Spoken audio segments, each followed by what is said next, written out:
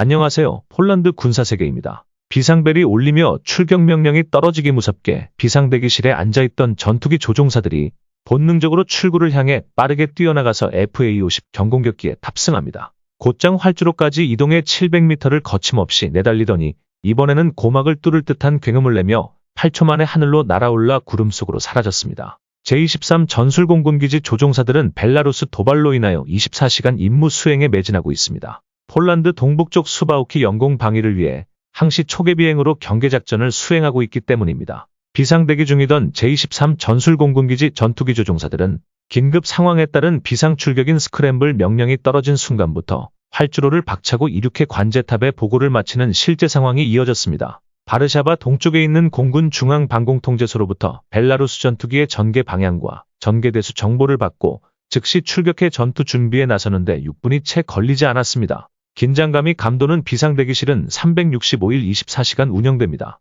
전투기 조종사들은 4명이 일조로 사교대로 움직이며 명령이 떨어지면 조종사들은 무조건 6분 내에 출격을 완료해야 합니다. 언제 비상 명령이 떨어질지 알 수 없는 FA-50 조종사들은 항상 비행복 지슈트를 입은 채 대기실에서 밤을 새워가며 대기하고 있어야 합니다. 대기실을 벗어날 수도 없고 식사도 배달 음식을 받아 내부에서 해결합니다. 화장실에 갈 때도 항상 보고해야 하며 정비사들도 함께 365일 24시간 비상대기실에서 대기해야 합니다. 폴란드 공군은 벨라루스 도발에 대비해 즉각 대응 전력을 유지할 수 있도록 지원하기 위해서 이 같은 조치를 취한 것으로 보입니다. 제-23 전술공군기지 FA-50 공격기 조종사는 유사시에는 즉각 휴전선까지 날아가 벨라루스 전투기 도발에 대응할 수 있다며 카이에서 개발하고 만든 우수한 한국 전투기로 조국의 영공 방위 임무를 수행하는데 큰 자긍심을 갖고 있다고 말했습니다.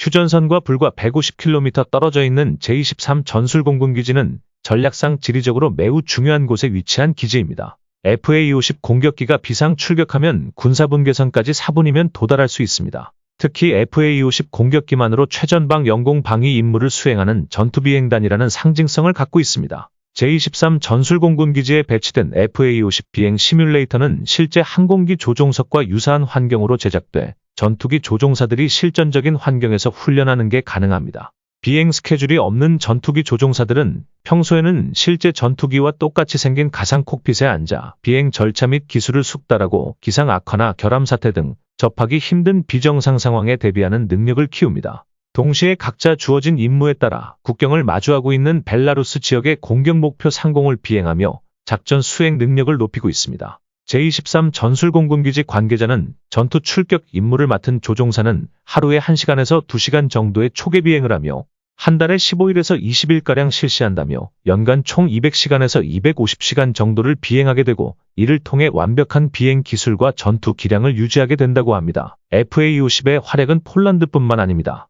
필리핀은 스카보로 암초 상공에서 발생한 중국 전투기의 위협 행동에 대응해 FA-50 공격기를 순찰 항공기의 호위기로 붙이는 방안을 추진 중이라고 공식 발표했습니다. 필리핀 국방부는 지난주 중국 공군 제-21 전투기 2대가 국제공역을 순찰 중이던 필리핀 공군기 NC-12 경비행기에 근접해서 회피기동과 플레이어를 발사하는 위협을 가했으며 이는 조종사들의 생명을 직접적으로 위협하는 행위입니다. 필리핀 국방부는 당시 중국 전투기가 플레이어를 연달아 발사했다고 밝혔으며 사건 직후 길버트 테오도로 국방장관은 필리핀 공군의 순찰 항공기 호위를 위해서 FA-50 공격기를 배치하라고 지시했습니다. 필리핀 공군은 즉각 FA-50 공격기 배치를 위한 준비에 들어갔습니다. 필리핀 공군은 현재 중국 전투기에 대응할 수 있는 수단은 한국에서 도입한 FA-50 공격기 말고는 없습니다. 필리핀은 2012년 FA-50 공격기 12대를 도입했으며 본격적인 공대공 전투는 어렵지만 근거리에서 조우하는 근접전이나 국지전 분쟁 상황에서는 차고 넘치는 성능을 가졌다고 보고 있습니다.